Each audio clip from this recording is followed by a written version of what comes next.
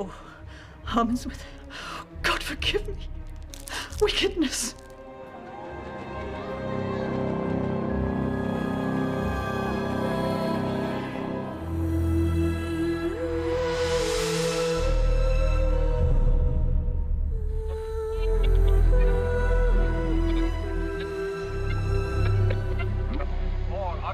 That man may question.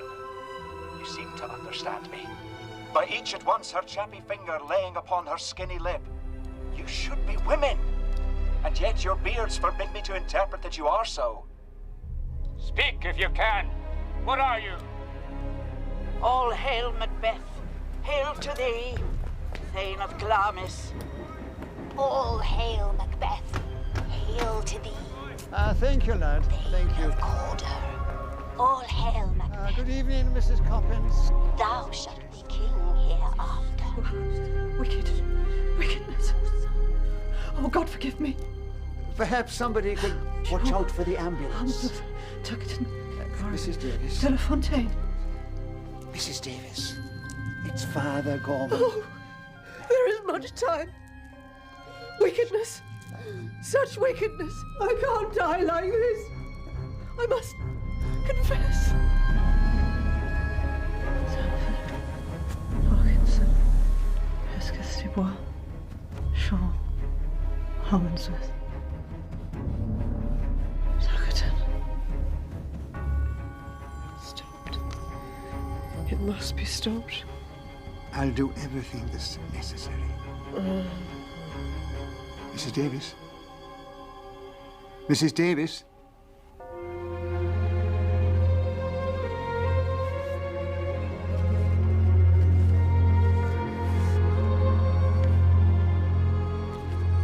Is she? She's at peace. The ambulance is here. Bleeding late as usual. Now o'er the one-half world nature seems dead, and wicked dreams abuse the curtained sleep. Witchcraft celebrates pale Hecate's offerings, and withered murder, alarmed by his sentinel, the wolf, whose howls his watch, thus with his stealthy pace, with Tarquin's ravishing strides towards his design, moves like a ghost. Thou sure and firm-set earth, hear not my steps, which way they walk, for fear thy very stones prate of my whereabout, and take the present horror from the time which now sits with it, while I threat he lives.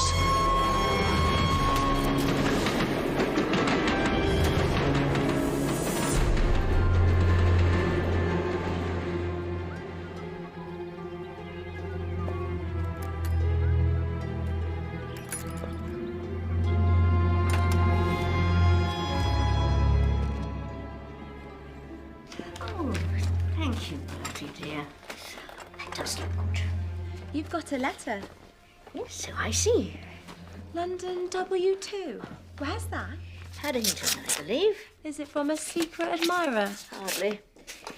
Father Gorman's a man of the cloth, dear. So I hardly think it. Said the following for safekeeping. How very strange. What's Rev 68, miss? It isn't done to read other people's correspondence, you know. No, miss.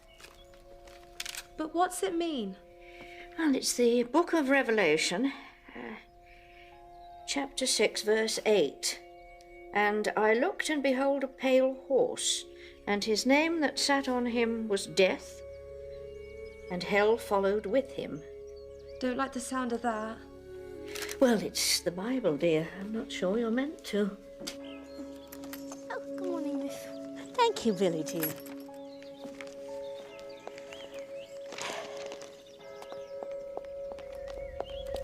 No, that can't be right. There must be a mistake. Miss? Whatever's the matter? Well, it's Father Gorman, the man who just wrote to me. He's been murdered. Inspector Lejeune, I've unseamed your padre for you, from knave to chops. Father Gorman. And? Well and truly coshed. First blow probably killed him, but whoever did it made sure. Nasty business. Nastier than you'd expect for robbery, Dr. Kerrigan. Was it robbery? Well, his pockets were turned out and the lining of his cassock ripped. Well, they couldn't have hoped for much. Parish priest, in my experience, usually poor as... Well, quite. But they battered his head in to make sure. One would like to know why. Anyone come forward? Yes, as it happens, just about to take a statement. Dear Jane, I send the following for safekeeping. Ormerod, Sanford, Parkinson, Hesketh, Dubois, Shaw, Harmonsworth, Tuckerton, Corrigan, Delafontaine. Revelation 6-8 will telephone tomorrow evening and explain. Yours affectionately, Patrick Gorman. What do you make of it? Apart from the biblical reference, I'm not quite sure what to make of it yet. The names don't mean anything to you? I'm afraid not. If I might ask how you knew Father Gorman? We met during the Great War at a convalescent home where I was nursing Sister. He served as chaplain with the 7th Royal Irish Horse. Brave chap. Yes, he was. And when did you see him last? Oh, not for some years, but kept in regular touch. And why do you think he would send this to you? Perhaps he thought someone may wish to take it from him. A list of meaningless surnames? They meant something to Father Gorman, and presumably to someone else. The newspaper said that he'd been called out to attend a dying woman shortly before he was attacked. Mrs. Davis, that's right. You questioned her neighbours, presumably? Her fellow tenants, yes. 23 Benthall Street is a lodging house run by a woman called Coppins. It's just that I know from my own experience that people don't always realise the value of what they have seen. We have done this sort of thing before, Miss Marple. Of course, forgive me. It's just, Father Gorman was such a good man. It's hard to imagine why anyone would want to hurt him, let alone. Things have changed, Miss Marple. Goodness doesn't seem to count for very much anymore. It's an unforgiving world, and the city is a long way from country life. Of course, it is possible, isn't it, that the dying woman told him something. Perhaps he had to get those names down on paper as soon as he could, before he forgot them. Well, anything's possible, of course. It's what makes my job so interesting. I'm sorry to have put you to any bother. No bother at all. Very public-spirited of you to come forward. Father Gorman was a good friend. He should have justice. He will. I promise. We'll find them. Meantime, try not to trouble yourself. No. Goodbye. Goodbye.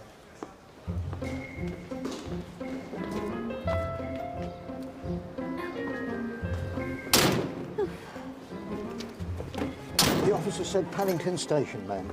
Yes, thank you.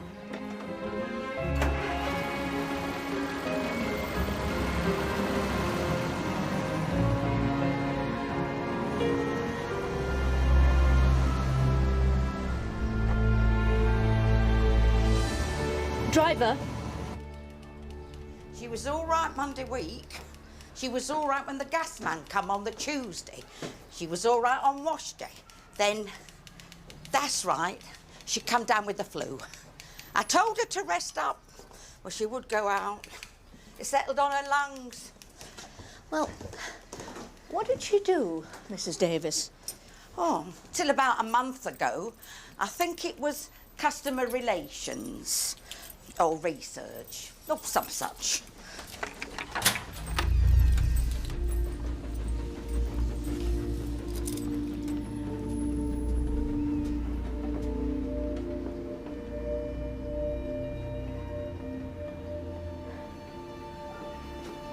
Had she been with you long, Mrs. Davis? About 6 months. Paid her rent regular. Seemed like a nice, quiet, respectable person. Though what more I can tell you, I'm sure I don't know. Not that I wouldn't be willing to help if I could. Oh, thank you, but I do need help. Oh, women know, they feel instinctively so much more than a man can know. Don't you think?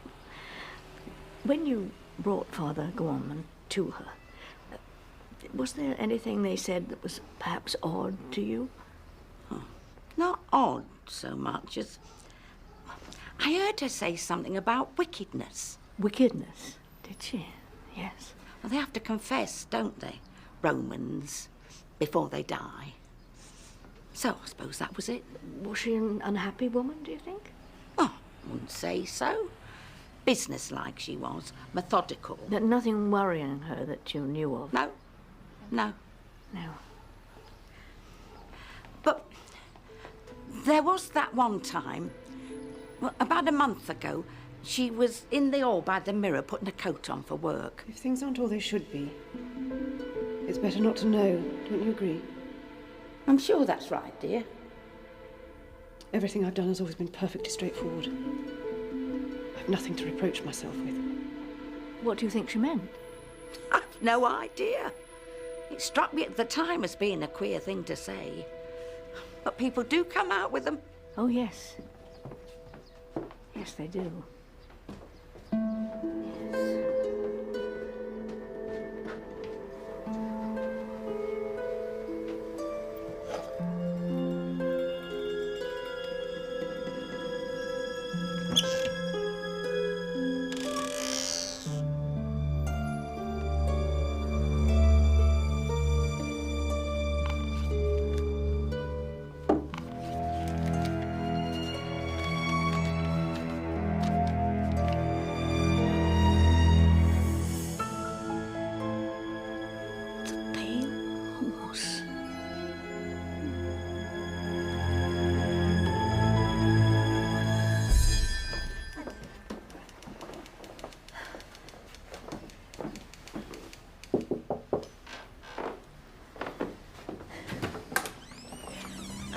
Mr. Osborne? Yes? Jane Marple, I wonder if I might bother you for a moment. Mrs. Coppin said that you were waiting in the street for the ambulance that attended to Mrs. Davis. That's right. Jolly cold it was, too. Were you a friend of Mrs. Davis? Thank you. No, Father Gorman. The priest who... Oh, I see. Yes, of course. My condolences. Thank you. I wondered, perhaps had you seen anyone loitering about or watching the house? Well, I did see someone. Oh? He was tall, about 50-ish, wore his hair rather long underneath his trilby. Oh, he had a sort of half-moon scar about here. Oh, yes. He struck a match, you see, to light a cigarette. That's when I noticed it. What was he doing? Just standing on a corner, smoking. Then the ambulance arrived, and I'm afraid I got rather caught up in all that. Did you tell the police? I did mention it to the constable, not that he paid it much mind. They seem to think it's a straightforward case, Father Gorman. Robbery. Yes, they do, don't they? You don't? Well, you see, on the night he died, Father Gorman sent me a letter. He did? Just a list of names for the most part. Well, I shan't keep you any more, Mr. Osborne. I've disturbed you enough as it is. Oh, hardly. No, I'm just typing up my sales report for the office. Oh, thank you, Mr. Osborne, thank you. Oh, not at all. If there's anything else I can do. Oh, you know, as a matter of fact, I rather think there is. Ormrod, Sanford, plenty of those. Parkinson, not uncommon. Hesketh du Bois, that's a bit of a mouthful. Can't be many of them. Hesketh.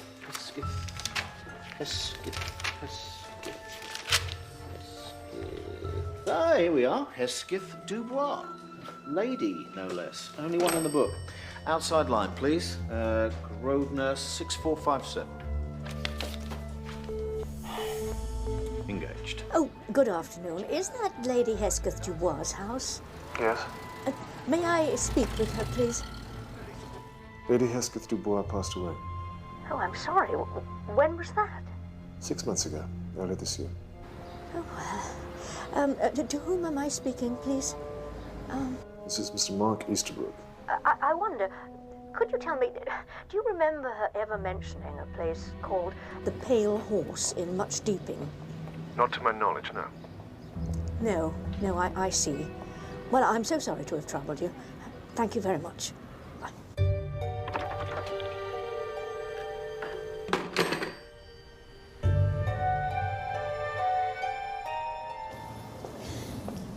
It's such a desolate spot.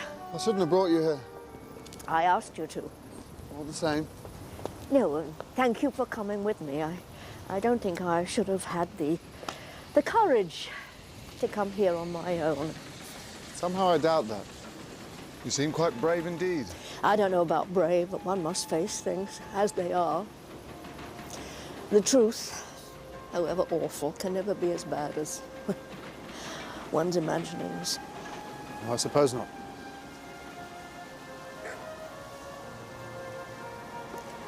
Did you know her well, Mrs. Davis?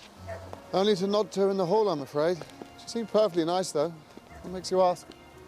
I just wondered if you'd ever heard her mention the pale horse. A pale horse? No, I don't think I... No, not a pale horse, the pale horse. Can't say as I did. What is it? Well, I believe that it's a little hotel or inn of some kind in a little village called Much Deeping in Hampshire.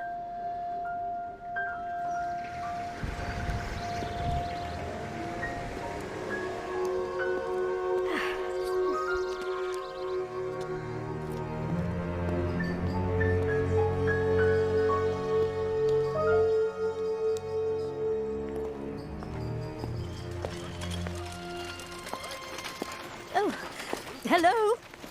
Hello? Back in there.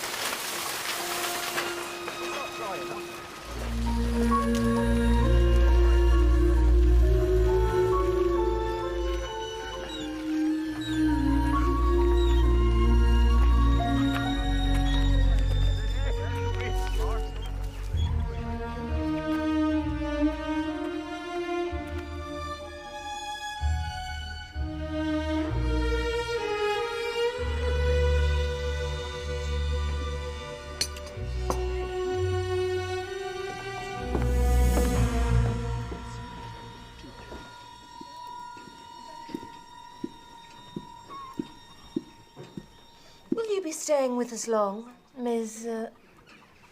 Marple? A few days, I think, Miss... Down 4 days. You're down for the burning, are you? The burning? Well, each year the village celebrates the witch trials, 1664. It does tend to draw the crowds. Ghouls. I can't say I approve, but it helps keep us afloat. Thurza Grey, proprietrix of the Pale Horse. Jane Marple, how do you do? Room 5, please, Sybil. Bella will take your luggage.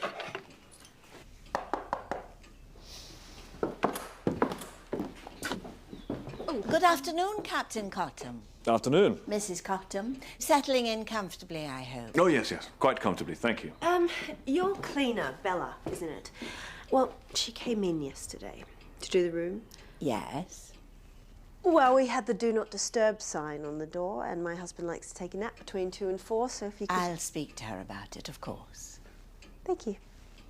See, only have to ask. Captain and Mrs. Cottam are local residents, rather awfully.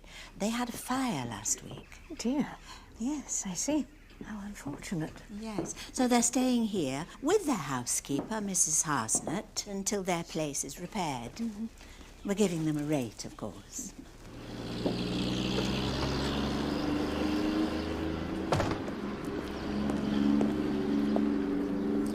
Flight?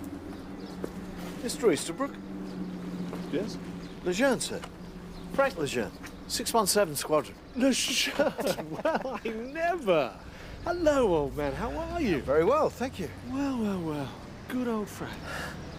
So, what are you up to these days? I'm a police inspector. Heavens, there's a thing. For my sins. Well, other people's, sure. As often as not. I read your articles now and again. Oh, do you? I enjoy them very much. It's good of you to say so. Probably too late to say now, but I was very sorry about your wife. Thanks, that was... So, what brings you down here? Well, I was hoping to have a quick word with Lady Hesketh Dubois. She does live here. She did? Why? What's all this about? Just following a lead. Well, I'm sure I can tell you what you need to know. She was my godmother. Was? Yes, she died quite recently. Is something wrong? That's what I'm hoping to find out. What brings you to Much Deeping, Miss Marple? How's Outside of the burning, I'm afraid we have very few visitors these days. Oh, really? It was different in the old days. There was a regular clientele, commercial travellers and the like, but since the bypass went through, I'm afraid we've become something of a backwater. Oh, indeed, that is a shame. Oh, but how did I? Well, actually, the Pale Horse was a recommendation. Indeed. Might I ask from whom? You might ask. As you wish. Oh, no, please, no, nothing mysterious at all. It's just friend of a friend. I'm afraid when you get to my age, names quite hard to place, Miss Gray. Of course. And it's Mrs. Gray. At least it was. He died. Oh, I'm very sorry. Oh, well. Now, the first sitting for supper is usually at 7:30, though with the burning, this evening we're laying on a running buffet from 7 in the lounge. I see. It's tonight, then, is it? The burning? It is. If there's anything else you require, anything at all, the telephone will connect you with reception. Meantime, I hope you have a very pleasant stay. Oh, I shall. Thank you. Yes, indeed. Thank you.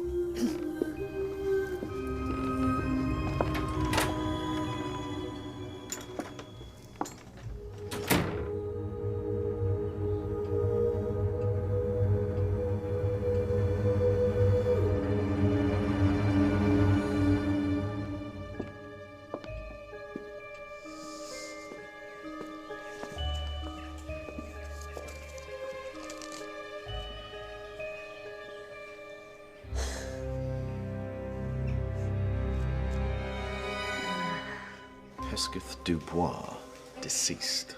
Seriously, Lejeune, do you really think this has a bearing on the death of Father Gorman? Possibly. Supposing that's the connection. What? You mean they're all dead? Shaw, Harmonsworth, Tuckerton. Let us take a few moments to remember Thomasina Tuckerton.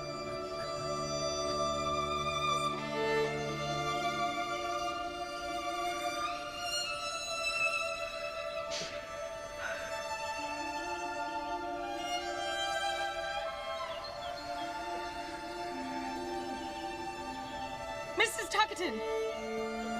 Where were you, Mrs. Tuckerton? She needed you. I tried to track you down. Stop it, Ginger. You're not family, and this is none of your business. Mrs. Tuckerton!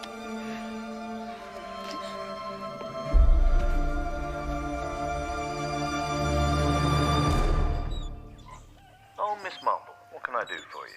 Well, I thought it would be useful to your inquiry to know that Lady Hesketh Dubois, one of the names on Father Gorman's list, died 6 months ago. Of an inflammation of the brain? Oh, you know then? Yes, I know. Rather more to the point, how do you? How do I? I telephoned our house yesterday and I spoke to a man called Mr. Easterbrook. Mark Easterbrook, her godson. Oh, you've seen him then? Yes, I've seen him. I know him, actually. Well, knew him. He was one of the best. Flew Lancs during the war, which is how we met. I was ground crew, you see. He's a historian now, English folklore. Is he? Oh, is he now? Miss Marple, I understand that Father Gorman was a friend, but this is a police matter. Oh, yes, absolutely, Inspector. It's just, she was a woman of means, I could imagine. Considerable means. Now, really, I must get on, and please, if there are any further developments, I will let you know.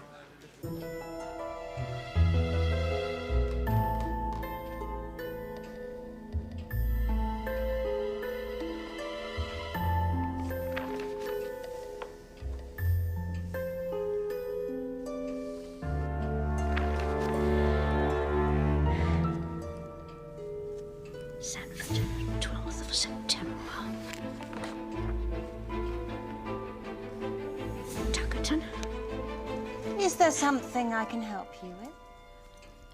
I was just wondering how busy you were in the spring. You were thinking of coming back so soon? Well, it is such a lovely spot, even at this time of year. Oh, we like it. Yes. Have you been here long, Miss Stamforders? Yes, we've been here 8 years. Thursday and I bought the freehold in April, 47. We'd seen it the previous year on a walking tour. Really? Did you? But at the time, it wasn't for sale. Do you think it would be beyond the realms of possibility that I might get a drink? Is Mrs. Gray not in the bar? Not unless you've cast an invisibility spell on her. Apologies.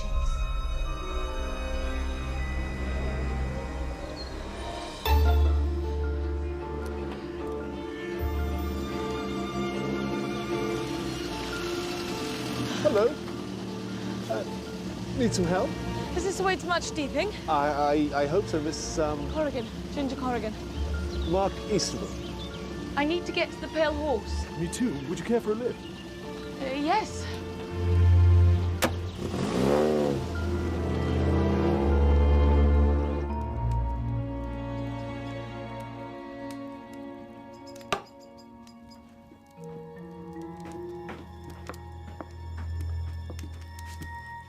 I'm afraid Mr. Venables can be something of a tartar if he doesn't get what he wants exactly when he wants it.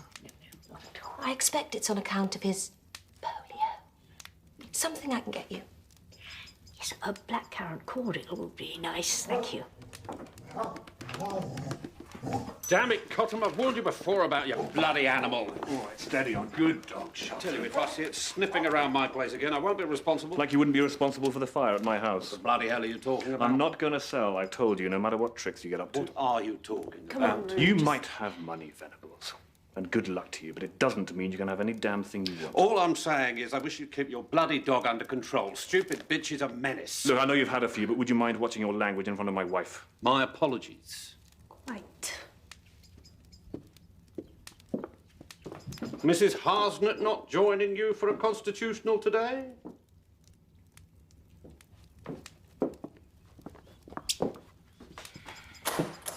Sorry, never a dull moment. Oh, you were going to tell me about how you and Mrs. Gray came to the Pale Horse. It was a bad winter. The village had been cut off by snow, and the landlord's wife. Yes. He'd been called to Market Basing, you see, the landlord. Had he? Yes, yes, I see. Found her at the bottom of the stairs. A fall, they said. Though I should think it was the cold that did for her in the end. How terrible. All that time in the dark. And the pain. Well, a broken pelvis. You can imagine. The cold seeping into her. But come the thaw, he put the place on the market. And here you are. Yes.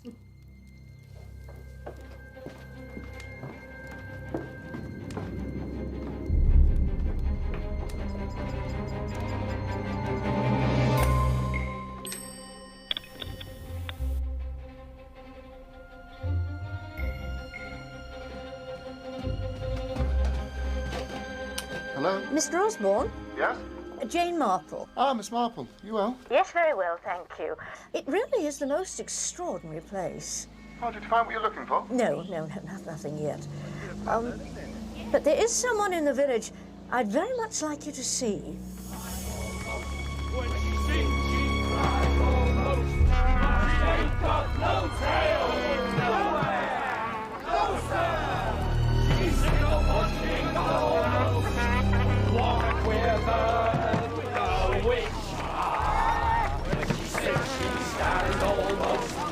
Quite something, isn't it? Yes, it is. Quite something. Mr. Easterbrook. Mark Easterbrook. Jane Marple. How do you do? May I introduce Miss Corrigan? Ginger, hello. It's my first time in Much Steeping. Thrilling, isn't it? Rupert Cottam, how do you do? Hello, how do My you wife Kanga. How do you do? Housekeeper, Lydia Harsnett. Hello, how do you do? Do you live in the village or are you just down for the burning? Locals, albeit displaced ones. We had a fire last week, so we're billeted at the inn. Oh, poor you, how bloody. The wealthy widow! Goody card! Free pass husbands! Yes! Where are they? For worms! Didn't quite catch what it is you do, Mr. Easterbrook. Oh, I'm a historian. I'm down here researching the witch trials, Wincanton, Stoke Trista, and so forth. Have you anything to say? I'm innocent. And we say to you...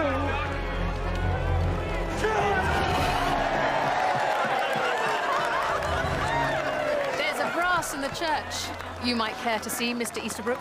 Paid for by the villagers in remembrance of Goody Khan. Mrs. Harsden's late husband was vicar of our little parish, made something of a study of it all, I believe. Who's Goody Khan? Well, it's Goody Khan, whose memory the villagers are honouring tonight. The witch? She was accused by the squire of having unnatural traffic with the devil. She was. Although, in truth, I think the squire was really after her land. She was tried, found guilty, and hanged. From the old willow tree over there. Burnt at the stake, surely. Actually, Miss Corrigan, the vast majority of witches were hanged. And it wasn't the clean drop used nowadays, I can tell Really, you. Rue, must you? Don't know if you've ever seen anyone being throttled. Might be about to. Not a pretty sight, all I was going to say. Cripes. Well, people still say that good old Goody is making her way home at a cock's stride, and that when she reaches the farm, the whole village will go up in flames.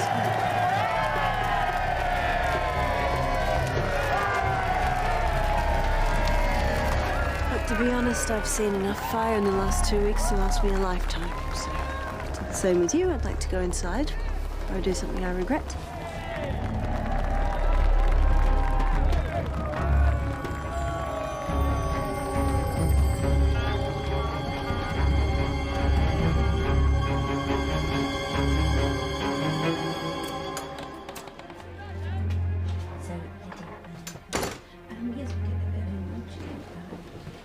Good night. Oh, good night. Mrs. Gray. Yes? I've remembered now who it was recommended the pale horse. A Miss Tuckerton, would it be? Mrs. Tuckerton? Yes, I'm sure that's what the name was. Ah. Well, good night then. Good night. Oh, Miss Marple, I wonder, I'm due to call on Roger Venables tomorrow for lunch. Perhaps you'd like to join me? Oh, Mr. Venables, You'd be doing me a favour. He can be a crusty old devil, but my husband was fond of him, and I'm trying to carry on his good work, make him part of our little community, as it were. Oh, in that case, yes, of course, I'll be delighted. Hurrah! I'd be grateful if you didn't mention it to Captain and Mrs. Cottam. They don't really get on with Mr. Venables. Oh, so I gather. They wouldn't really like it if they thought I'd been fraternising. Of course, of course. Good night then.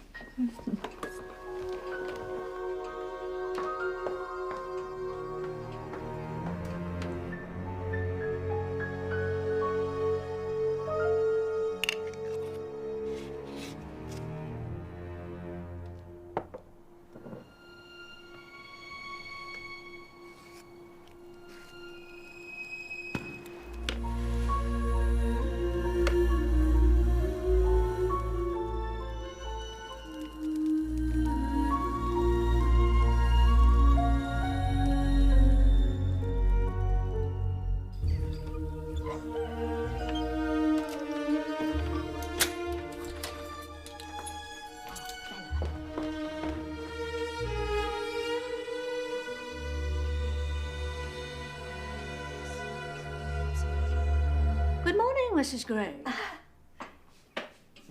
I think perhaps you have some gift for clairvoyance. Oh, no, nothing so exotic, I'm afraid. Just a keen sense of smell. Well, unless I'm much mistaken, that's eau de nuit you're wearing? I hope you'll forgive me, but I had the idea, Bella had it too, that you might need us. Need you, Mrs. Gray? Sybil thinks you came here to find us. She's seldom at fault. And why would I want to find you? That I do not know yet. But I shall. Rely on it.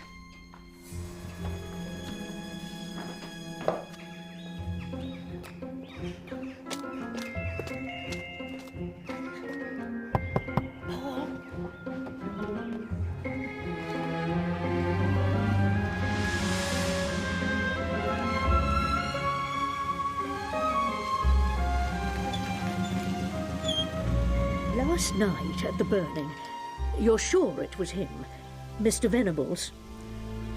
Yes. Well, heaven knows what he's done to himself since. Oh, the wheelchair. Huh? You know, from all I can gather, he's been unable to walk for some years. Really? You sure?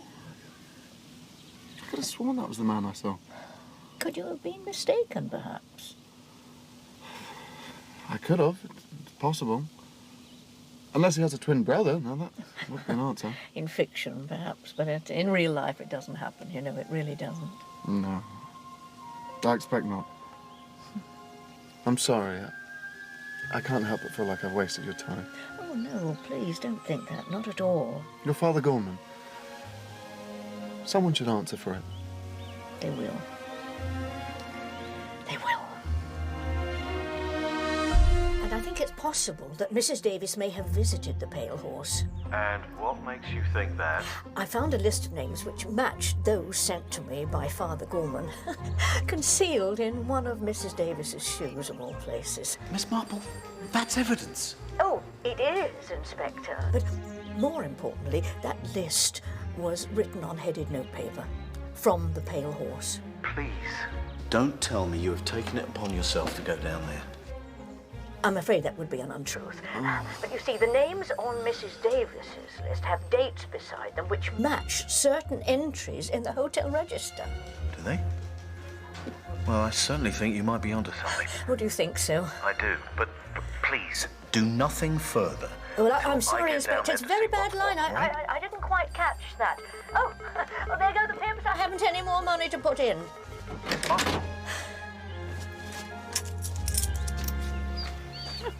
Good morning. That's just gone. Ringworm. Frightfully catching. I don't want the other dogs getting it. Oh, no. All yourself. This wretched stuff makes the fur fall out, leaves a bare patch for a bit. But it'll soon grow back, won't it, old dog? Ready for the off? Oh, yes, indeed. I'm going to show Miss Marple round the church. Ah, very nice too. Yes.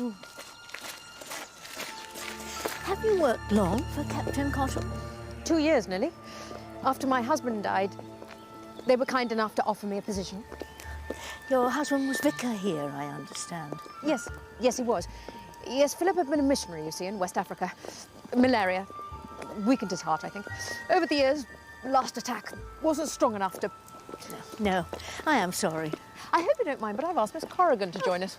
No, not at all. Good morning, Miss Corrigan. Oh, do call me Ginger. Everyone does. Good Lord, Mr. Venables must be rolling in money. Yes, and no one really knows where it came from. He's quite the mystery man. Travelled the world, you know. So, it seems a supreme irony that I should have emerged unscathed from some of the most disease-ridden corners of the globe, only to contract polio in my own rather dull little country. Eastbourne, Lido, 1949. God rot the place and all who live there. Tell me, Mr. Venables, why did you come to live in Much Deeping, so far away from everything? Do you have friends here? No. I came to this part of the world precisely because I knew no one here. Did you? Yes, well, I see. Yet for all that, I find I'm now on the tourist trail, a site of historic local interest, along with the burning and those monsters up at the Pale Horse. Monsters, Mr. Venables? You know what they say, two's company, three's a coven. It seems a little harsh. I know the Sambas finds them useful, Mrs. Harsnett, but in my opinion they should be driven out, with pitchforks and burning brands, if needs be. What they're up to in that place? What are they up to? Wickedness. All manner of black devilry. Of course, I was brought up with the devil. Believing in him, I mean. And, you know, he always did seem to me so silly. With hooves and a tail. Capering about like a ham actor. Call me old-fashioned, but I really can't go along with this modern playing down of evil as something that doesn't really exist. Wouldn't you agree, Miss Marple? Oh, yes, indeed I do. And evil is powerful, sometimes more powerful than good. It's there. It needs to be recognised and fought. Fought, Miss Marple. Otherwise, we go down to darkness. Last night, Miss Marple, did I hear you right? What's that, dear? You told Mrs. Gray you knew Mrs. Tuckerton. Wouldn't be an Amelia Tuckerton, would it? Stepdaughter by the name of Thomasina. Possibly. As I say, she's just a friend of a friend. Why? I worked with a girl at the gallery called Thomasina Tuckerton. Tommy Tucker, we called her. Oh, well, it might be. Very well might be. You must ask her. No, that's impossible, I'm afraid. Tommy died 2 weeks ago. Oh, I'm sorry. And only a few weeks before, she'd been so happy. John had asked her to marry him. And she'd accepted him, yes, I see. We thought it must be some sort of nervous alopecia, but she just got weaker. What did the doctors diagnose? They didn't know. She was just so alone.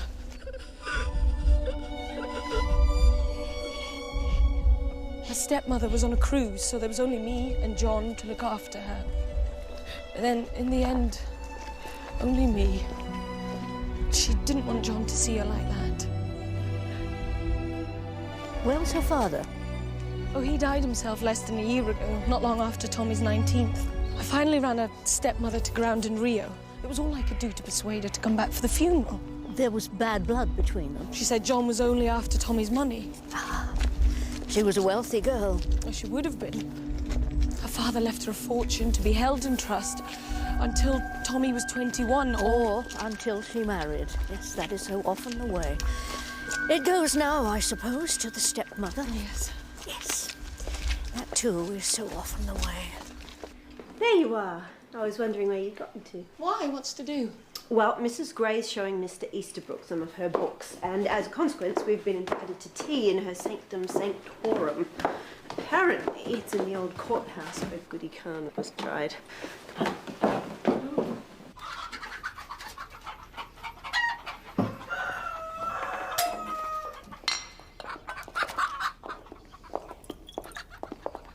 Goodness, what a lot of poetry you keep. Can't say I care for hens.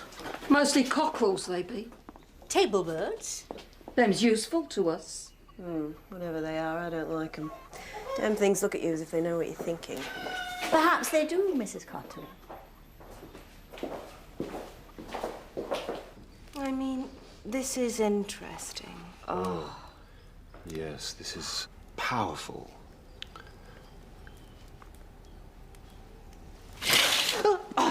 Honestly, Thurza, I do wish sometimes you'd knock. I'm surprised you didn't divine my presence, Sybil dear.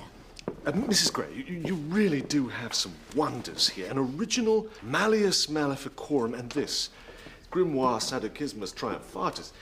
Very rare indeed. Oh, it's so nice to meet someone who admires one's treasures. So the 3D seances then, is it? Ah, that plain and forthright voice for which the Antipodes is so rightly renowned. You're well informed, Mrs. Cottam. Someone must have been talking. In a village, I find everyone knows one's business far better than one does oneself. I'm sure the three of us enjoy a splendid, sinister reputation. Done all you want. Yes, thank you, Bella. That'll be all.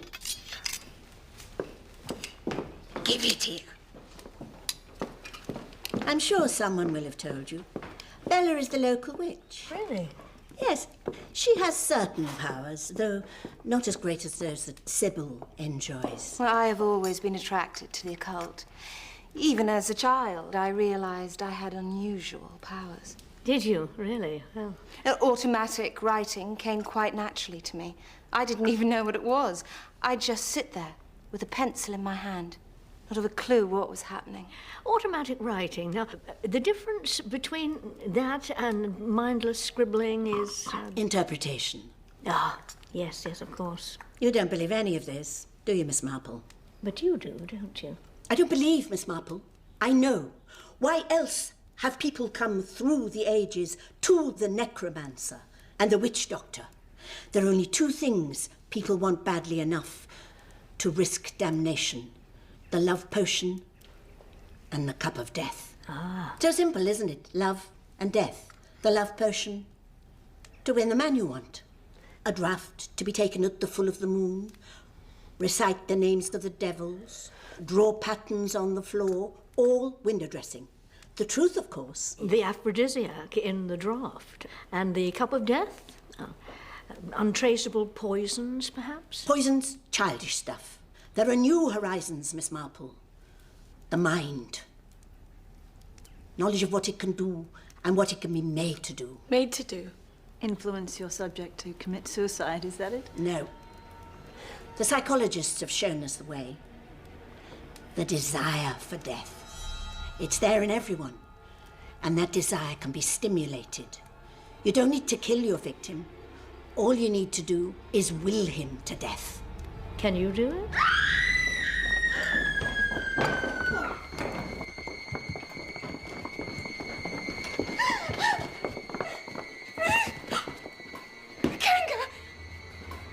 Oh my God! Lydia, what is it?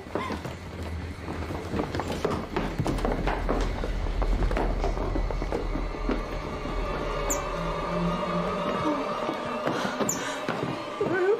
Oh God! Rue, what's wrong with him? What happened here? Oh my Rue, darling!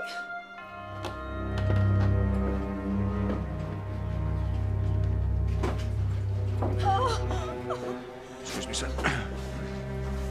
Good heavens, Lejeune. What are you doing here?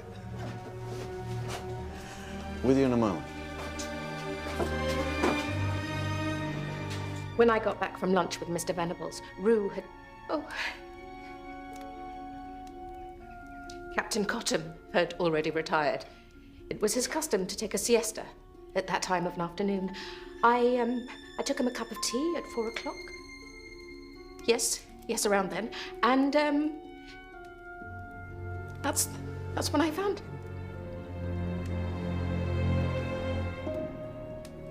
Rupert was in the garden with the dog. That was the last I saw him.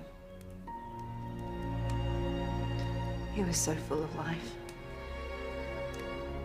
We were so happy. And I wasn't even there. I wasn't there.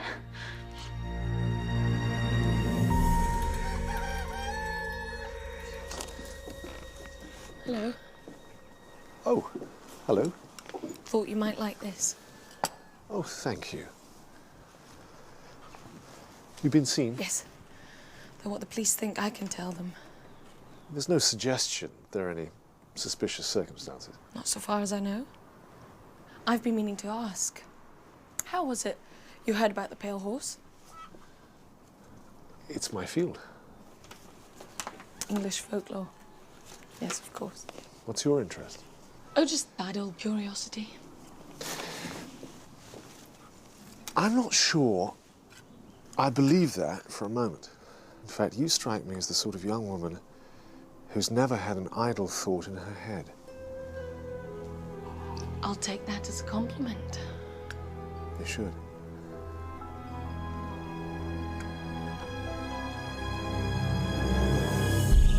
I thought it best we meet somewhere where we could talk in private. Now, I've asked the local pathologist to pass his findings on, but first impressions are Captain Cottam died of natural causes. Natural causes? His heart. It would appear he'd been exerting himself, after a fashion. I understood he'd gone for an afternoon nap. It's possible he may not have been having 40 winks by himself. Oh If you yes, follow. well, I see.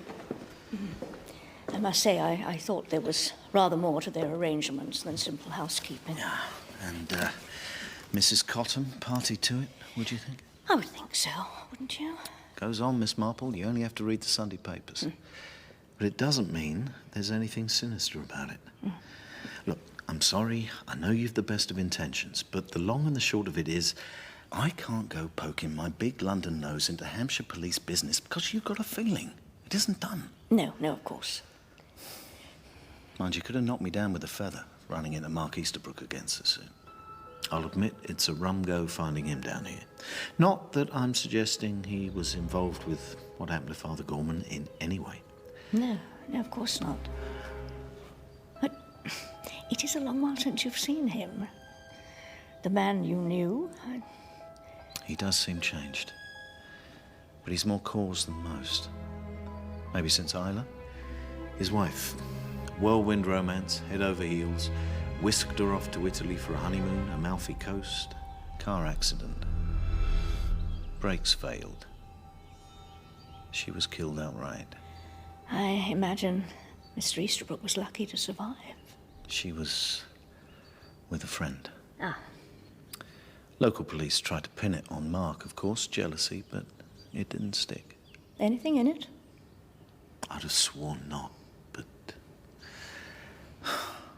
given the right circumstances, who knows what a chap might do. Tell me, Inspector, have you ever heard of a physician called Sir William Dugdale of Harley Street? He's a nerve doctor, isn't he? So I believe. Yes, we use him sometimes if one of our men goes down with a bad case of the jitters. Why? What about him? Perhaps you might like to ask him about one of his patients, name of Venables, Prize Court. Much deeping. Goodbye, Miss Marple. Goodbye. Miss Marple. Oh, Miss Corrigan. You said evil had to be fought. Otherwise, we'd go down to darkness. Did you mean it? Every word. Is there something you'd like to tell me, perhaps? Yes. About your friend, is it? Tommy Tuckerton. You're worried that her death was perhaps not entirely a natural one.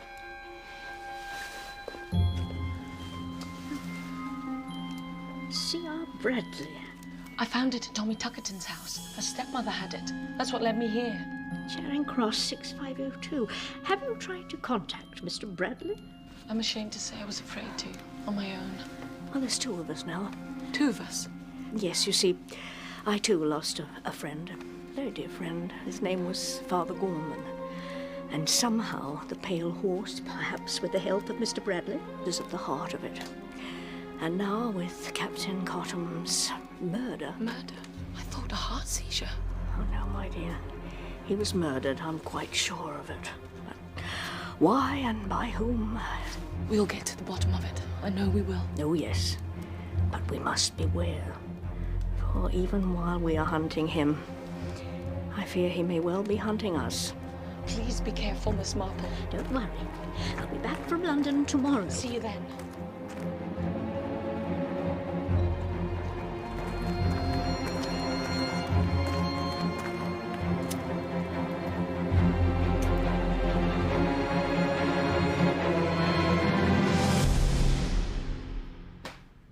Oh, dear lady.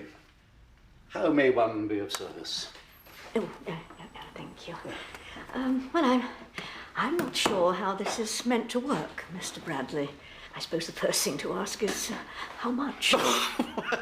Dear me, I see. Yes. That's not how we go about things. Dear me, no. No, we haven't introduced ourselves yet, have we? I don't think I ought to give you my name. Oh, cautious. Yes, I like that. Yes, admirable quality. But I think we may allow ourselves a moment's candor. Who has it sent you to me? Let's just say a friend of mine has a friend who has a friend. Quite. You know my calling, I presume. Turf Commission agent. Interested in horses, perhaps? Betting? Any particular horse you had in mind? A pale horse? Oh, very good, very good. Excellent. Oh, you yourself, if I may say so, seem to be rather a dark horse. Let me assure you that there's no need for any anxiety. I'm a lawyer myself. Disbarred, I understand. Unfairly, of course. Just so. But disbarred or not, I do know my law. And everything I recommend here is perfectly legal. It's a question of a bet, you see. A bet? That's right. A man, or in your case, mutatis mutandis, a woman, can bet on anything he pleases. Whether it will rain tomorrow, whether the Russians can send a man to the moon, or whether Mrs. X will die before Christmas. You follow? Look, correct me if I'm wrong, but I keep thinking I saw you at Kensal Green Cemetery the other day. You did. I would have mentioned it myself. But running into you again, I didn't want you to get the idea I was some kind of oddball, you know, following you. What were you doing? I was visiting my late godmother, Min, more properly, Lady Minerva Hesketh Dubois. She died earlier this year. Let's assume a hypothetical case. Someone would like to know when Great Aunt Eliza is going to die. Eliza could live on, pepped up by doctors for another 10 years. Would you be delighted, of course? You're fond of the old girl, but how useful would it be to know? You follow? Oh, yes. And that's when yours truly comes in. You bet me a certain sum that Aunt Eliza will be hale and hearty until Christmas. I bet that she won't. There's nothing against that, is there? She was a decent old stick. Good innings, mind. 71. But she went through it, poor thing. I mean, it was quick as you like, but all over in a week. You wouldn't let a dog suffer like that. She wasted away to skin and bone. Her hair. Her hair? Well, just came out. Clumps. Dignity. You know? For a woman especially, crowning glory when all's said and done. No matter how old you are. You were fond of her? Yes. Yes, I suppose I was, rather. She was always there when things got bad. Did they get bad often? Once. Very.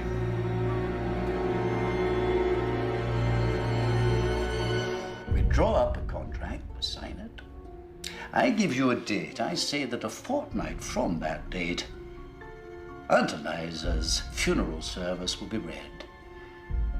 You say it won't. Supposing you lose. Well, I pay up, naturally. And if you lose... Supposing I don't pay up. I really shouldn't advise that. I'd like to think about it. Of course, by all means, yes. Never rush into anything. No, if you decide to do business, you come back and we'll go into the matter more fully. No hurry in the world. No hurry at all. Where does the pale horse fit in? More things in heaven and earth, Horatio, than are dreamt of in you. Don't ask me how they do it. I don't know.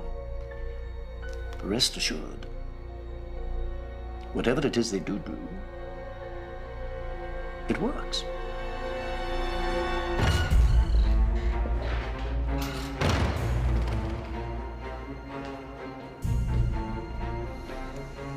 Bradley, eh?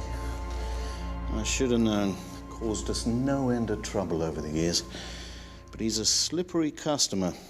Knows every legal dodge in the book, somehow always stays just the right side of the line. But we were talking about murder, organised murder. And that's partly what I can't square. Bradley's a wrong 'un, but something like that. Chance of having his neck stretched. I'd have said that was right off his beat. Yes, I agree with you, Inspector. Mr. Bradley's involvement begins and ends with the financial transaction. He's a go-between, nothing more. Oh, and I did hear back from Sir William Dugdale, the nerve chap you asked me to get hold of. No go, I'm afraid. Venables has as much chance of walking as I have of flying. You know, Inspector, despite all the evidence to the contrary, I think it would still be worth one's while to keep an eye on Mr. Venables. Really? Oh, yes, I would go so far as to say he may well be key to unwrapping this whole affair. There are dark forces at work here, Inspector. They must be forced into the light. Somehow I don't like the sound of that. Whatever suspicions you may have, you must leave things to the police and not take any action of your own. No, of course, Inspector. No, you're right. Well, I wouldn't dream.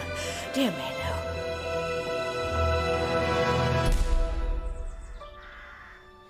According to the tale I put on Bradley, he left yesterday in his lunch hour to deliver a letter to an office on the other side of town.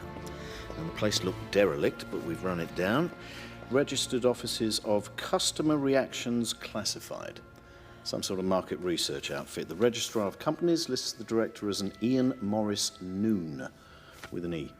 Oh, well, it would be, wouldn't it? I mean, it's a front, obviously. But Ian Morris Noon. I am Noon. I am no one. Or I'm number one, both, probably. Well, a man's got a sense of humour, then. And it would seem to confirm your instinct that Bradley's just the middleman. Forgive me, but wasn't there some mention of consumer reactions with regard to Mrs. Davis? Yes, but the neighbours say that no one's been near nor by the office in months. You really think that Pale Horse is connected? Don't you? It's a big jump from putting on scare shows for the gullible to actual murder. All these people who died, presumably somebody profited by their deaths. Oh, yes. Lady Hesketh Dubois left about 50,000. Niece and nephew inherit. Both could do with the money, but both were abroad when she fell ill. Thomasina Tuckerton, her father left a very large fortune, but since she died unmarried before the age of 21... It reverts to her stepmother. And it's pretty much the same story with the whole list. Yes. I think it's time we spoke to Miss Corrigan. Why?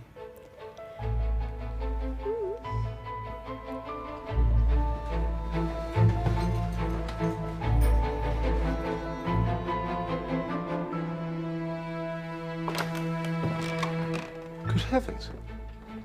What are you doing here?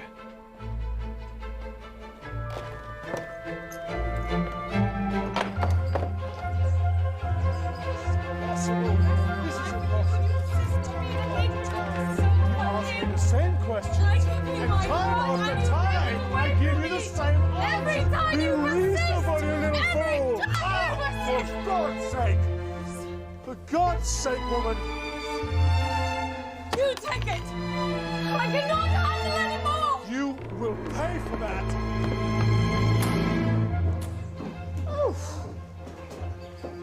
Oh, Miss Corrigan, I thought you were here till the end of the week. Fred have been called back to work.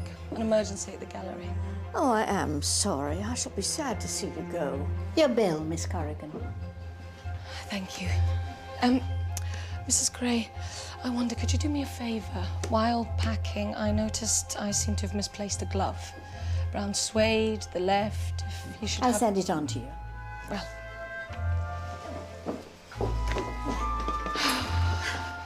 Goodbye, then. Bye-bye. Goodbye. Safe journey. Oh. Miss Marple.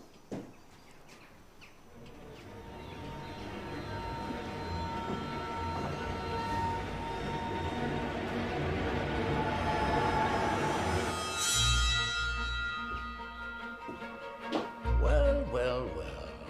Now, try not to worry. These things happen. If she won't play fair, well, you're not really left with much of an alternative, are you? Obviously, with the time factor, that will have to be reflected in the size of the bet, but you just leave that with me. Hmm? Thank you. No, thank you.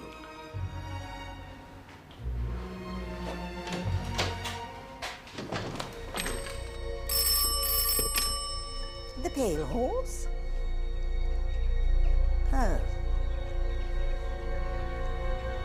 Tonight? I've had the preliminary findings on Captain Cottam through. Doesn't look to have been a heart attack after all. The pathologist says he's never seen anything like Cottam's insides. It looked as though he drunk about a gallon of drain cleaner. Morning. Morning. Oh, great heavens. Of course. Yes. Oh. Now I see.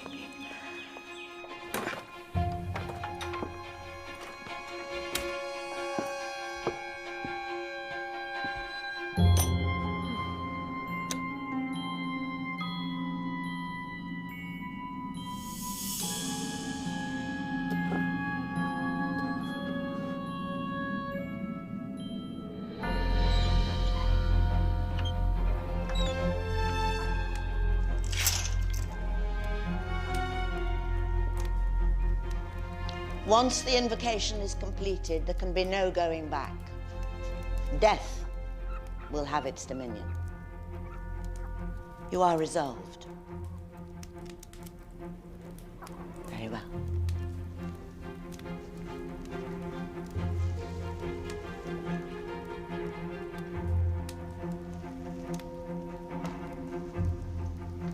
You have brought what you were instructed to bring?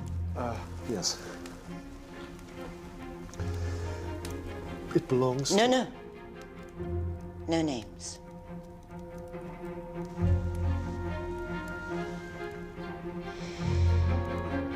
Oh, yes. This is most suitable.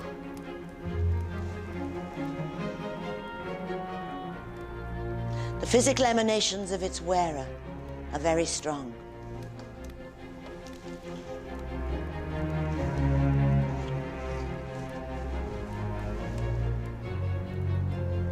Sybil, we're ready for you.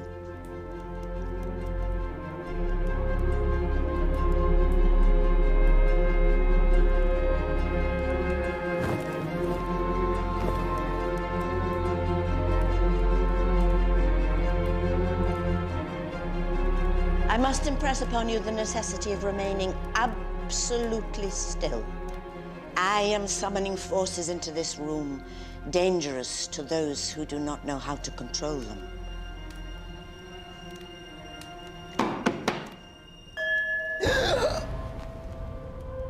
I am here.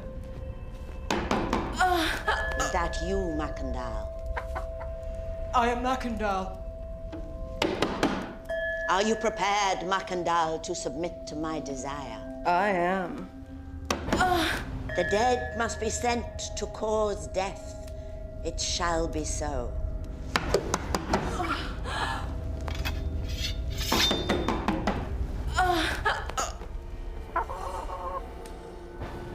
Paul. Oh. Well, did you get a look at his legs? No, I didn't, but I think I know how he's been doing it. You do? Yes, let's just watch for a while.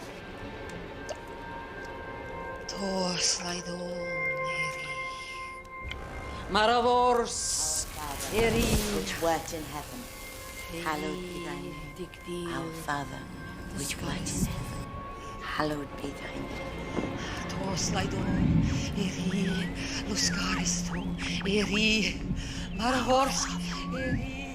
Which wert in heaven, hallowed be thy name.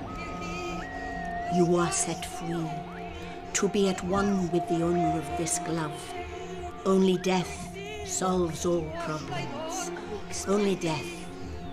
There is always a weak spot. The tissues of the body obey the mind. The tissues. The flesh. Towards death. Towards death the conqueror. Death soon. Death the conqueror. Strength. Very, very soon. Death. Death.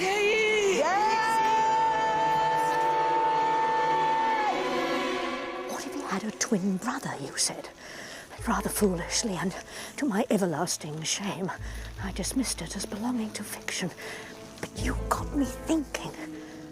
After all, what better cover for a murderer than a man confined to a wheelchair?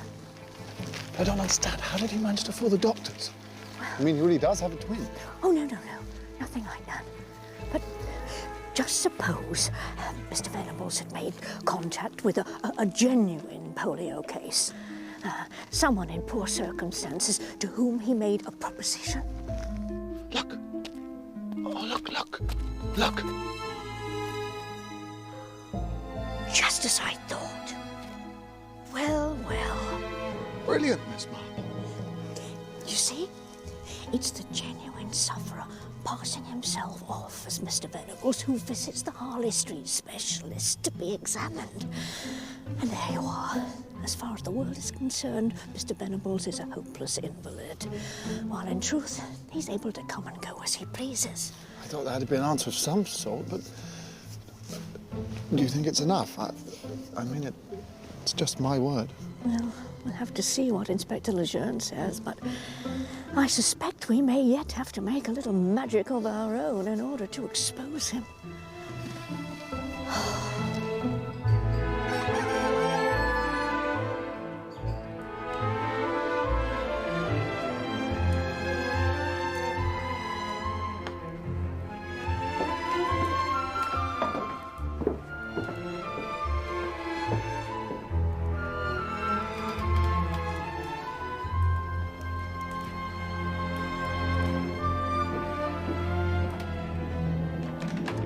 give me a moment. Ooh. There. Okay. Oh, I think I must be molting. Are you sure you're up to this, Miss Marple? Well, you know, I think I might be coming down with a cold, but I'm not going to let it stand in my way. There. Now, are we for the off?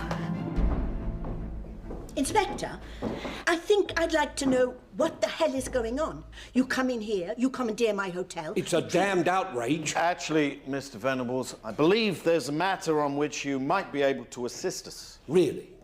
And what might that be? On the 5th of March, a parish priest by the name of Father Gorman was murdered in Westbourne Street, Paddington. Is that so? I must confess, now the moment's here, I'm more than a little nervous. I must admit, I'm somewhat apprehensive myself. My only regret is I wish I could be there to see the look on his face. Yes, but we must follow Inspector Lejeune's advice. You're our star witness. Only you can identify him. And if this is to work, we must time your entrance to maximum effect. You see, Father Gorman had been called out that particular evening to attend the deathbed of a Mrs. Davis. She had become unwittingly entangled in a criminal organisation which specialised in the removal of unwanted persons for a substantial fee. These removals were ostensibly brought about by what might be called psychological means, so the victim dies a perfectly natural death. Do you really believe that? The headquarters of this organisation is said to be a place called the Pale Horse. Further Gray's nonsense. You really believe she spouts some mumbo-jumbo and as a result somebody dies? Oh, no, Mr. Venables. Cause of death is much simpler than that. Thallium poisoning. What did you say? Poisoning by thallium salts. Only the killer was at pains to disguise that fact. And what better method than a pseudo-scientific psychological setup, full of modern jargon and reinforced by old superstitions? Thallium salts is, I don't think I've heard of that one. No, it's extensively used as rat poison, and more specifically for animals with ringworm. Odourless, tasteless, it's obtained quite easily. In fact, I think that Inspector Lejeune retrieved a jar of it from your house only this morning. I know nothing about that. Nothing at all. Oh, your enterprise is very well organised, Mr. Venables. Financial details arranged by a debarred solicitor, name of Bradley. Mr. Bradley has an office in town, and prospective clients who want rid of a wealthy relative for their own gain visit him there and do business. That is to say, there is a bet made on whether someone will die within a stated period. When Mr. Bradley wins his bet, the money has to be paid over quite promptly, or something unpleasant is liable to happen. That's all Mr. Bradley has to do. Make a bet. Simple, isn't it? It would certainly seem so.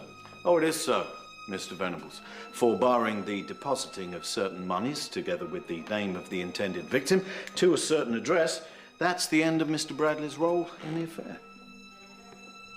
Miss Marple. Thank you, Inspector. The client then comes here to the Pale Horse, where a show is put on by Mrs. Gray and her friends, which usually impresses in the way it's meant to. I hope you're not suggesting that I'm involved in all this. Oh, no, not at all. Well, not in the actual killing. Although that's certainly the impression you like to give Mrs. Gray, isn't it? Cat got your tongue, Mrs. Gray? I thought as much. For all that you enjoy letting people think you really do have power over life and death, like Bradley, your involvement was merely so much pantomime. Pantomime? Financially rewarding, no doubt, but pantomime all the same. How dare you? Oh, I dare.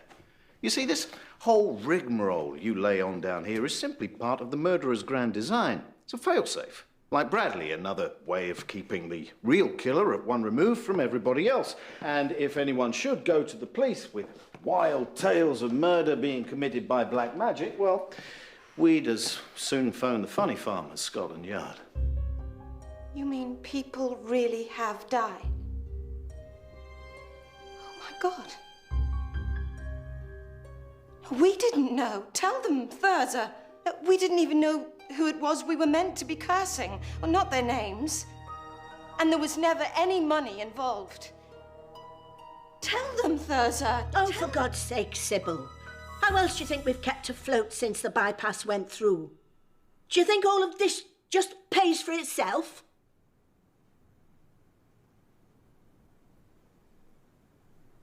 But I just thought it was a bit of fun. Fun, Miss Stamfordis. And now to the simple facts behind the scenes, as it were.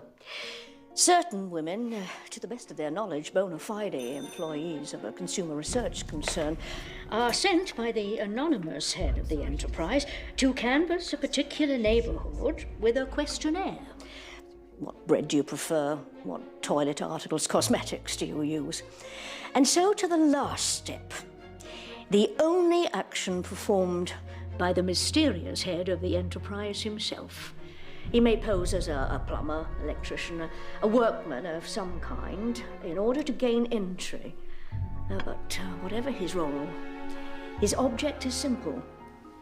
Replacing an article he knows by means of the consumer research questionnaire that his victim uses with a poisoned substitute, which sooner or later does its deadly work. The victim falls ill, a doctor is called, but sees no reason to imagine anything untoward. You see, but for the hair loss, thallium poisoning looks like nothing more than a natural death. You see the beauty of this scheme, Mr. Venables?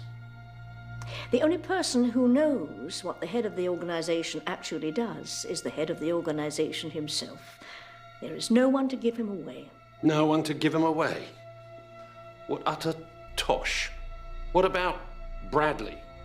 What about the witches? Neither Mr. Bradley nor anyone at the Pale Horse so much as even know his name, never mind what he looks like. You see, that's the key to the whole operation. Mr. Bradley's handsomely paid, of course, as is Mrs. Gray. But so far as the world is concerned, the man behind it doesn't even exist. So how do you know so much? There's nothing so reliable in court as the testimony of an eyewitness. For example, Mr. Venables, this gentleman here is willing to swear he saw you following Father Gorman on the night of the 5th of March. And I did see you. I described you, exactly. Didn't I, Miss Marple? Yes, you did. Rather too exactly, perhaps. Because I'm afraid you didn't see Mr. Venables that night you were waiting for the ambulance. What? Let me introduce you, Mr. Venables, to Mr. Paul Osborne, late of Benthall Street, Paddington. You'll feel a personal interest in him when I tell you that Mr. Osborne, who, like yourself, has been under observation by Inspector Lejeune for quite some time, was unwise enough to plant a jar of thallium salts in your house. Only this morning. No, I didn't. Be quiet. You see, not knowing of your condition, Mr. Osborne amused himself by casting you as the villain of the piece. Miss Marple? And being a very greedy, as well as a very vain and very stupid young man, he refused to admit he'd made a mistake. Worse, he tried to implicate you further by murdering Rupert Cottam. Who should we look to if murder was suspected, other than the man with whom the late captain had such a long-standing and bitter feud? How do you suppose I managed to achieve that? You said yourself that's not how thallium works. Yes, but it wasn't thallium you used on poor Captain Cottam. Oh, no. In the kitchen, Inspector, you will find a jar of dried beetles, Lita piscatoria of the Melodidae family, more commonly known, I believe, as Spanish fly.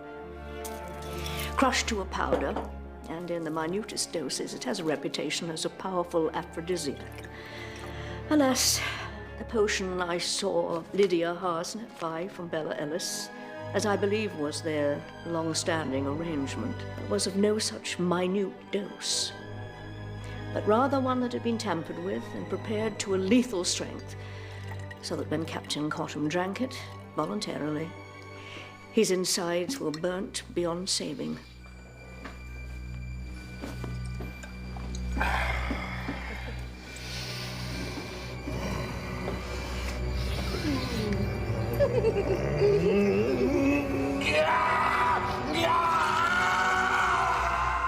case, Mrs. Harsnett. Lydia? Kanga, I'm so sorry. Rue insisted. We'd used it before. Well, you know we had. You wicked, wicked boy! How could you? Even then, one couldn't be sure that Paul Osborne was the brains behind it all. The mysterious head of the enterprise. Not without saying how he was going about it. So, we asked Mr. Easterbrook to commission a little murder of our own. As Inspector Lejeune says, there's nothing so reliable as an eyewitness. Miss Corrigan? This brave girl put her life at risk. Is this the man who came to your door this morning to read the meter? Yes. That's a lie. It's her word against mine. You've not one whit of proof. Oh, we have. Officers were watching Miss Corrigan's flat. You were seen entering and leaving the building. You're lying! If that were the case, you would have arrested me there and then. And Miss giving you a chance to plant thallium salts at Mr. Venable's house? Miss Marple thought you might go for it. And you did. Hubris, Inspector. The arrogance of a murderer who's escaped justice for so long he thinks no one will ever catch him. You have no idea what you're talking about. Oh, perhaps you're right. Perhaps it was another Paul Osborne who was imprisoned at the age of 12 for murder, having poisoned his stepfather.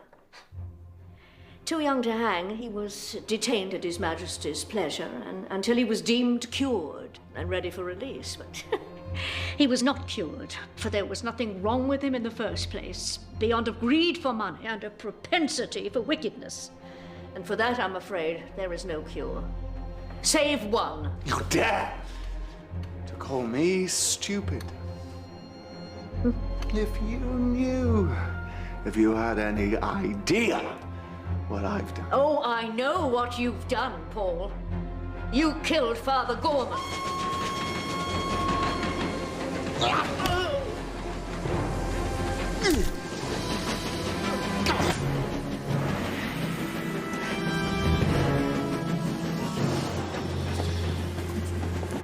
And now I know why. Really? You killed him because you realized Mrs. Davis would have told him what she knew of the Pale Horse. And how do you imagine Mrs. Davis knew about the Pale Horse? Oh, I imagine it began with something as simple as recognizing a client's name in the obituaries column. And once you've seen one, well, I suspect she followed Bradley back from one of his trips to the headquarters of Customer Reactions, consulted him, perhaps much the same as we did, and that's what led her here. And well, you couldn't have that. So you poisoned her. You suspected Mrs. Davis knew the names of all the people you had murdered. Well, you were right. She'd made a list. You think you know it all, don't you? Oh, well, we'll see who has the last laugh. You'll be sorry. I presume by that you're referring to the pot of face cream I keep on the dresser? The one you laced with thallium? Well, fortunately for me, I'm rather set in my ways, and I always keep the labels on my potions turned towards me. It's so much quicker to see what you're looking for. But you're ill. As I said, I think I may well be coming down with a cold. Your hair. Window dressing, Mr. Osborne. As Mrs. Gray will confirm, the trick with magic is always to show the audience exactly what it is they expect to see. Now you see it. Now you don't. You are an interfering old witch. You won't be killing anybody, not where you're going. Get him out!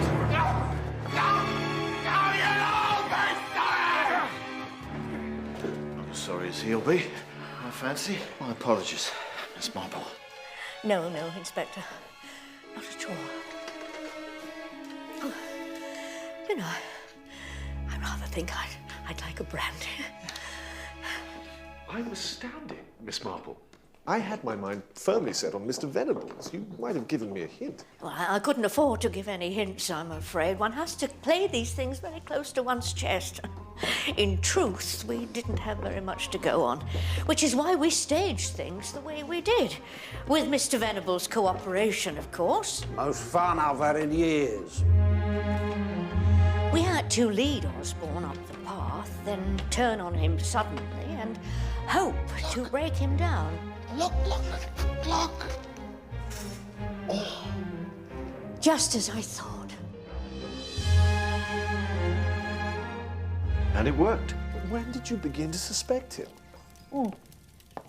Well, it's extraordinarily difficult to make up a description of anybody. Try it. You'll find you're unconsciously describing someone you know or you've seen somewhere. I'd say Osborne saw Mr. Venables sitting in his car one day here in Much Deeping and was very struck by his appearance. But of course, if he'd seen him that way, he wouldn't have known he was confined to a wheelchair. And what about Thirza Gray's part in all this? Sybil Stamfordis and Bella. I wouldn't worry too much about them, Mr. Venables. I shouldn't be surprised if some dark and moonless night they just mounted their broomsticks and slipped quietly away.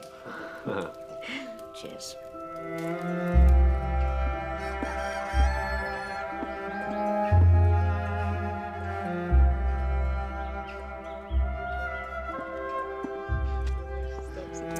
Well, Miss Corrigan, good to see you looking so well. Thank you for everything. If it hadn't been for you. No. It's Father Gorman we should thank, and Mrs. Davis. They set the ball rolling and paid for it with their lives. You gave her justice, Miss Marple, Mrs. Davis, and Tommy Tuckerton, Lady Hesketh Dubois, Father Gorman, all of them. We gave them justice. So thank you, both of you, for agreeing to take part in our little subterfuge. I hear Mr. Easterbrook played his part to perfection. According to Inspector Lejeune, Mr. Bradley still can't believe you were a stooge. He really did think you wanted me out of the way. Oh, I suspect, my dear, that nothing can be further from the truth. Well, I'd better be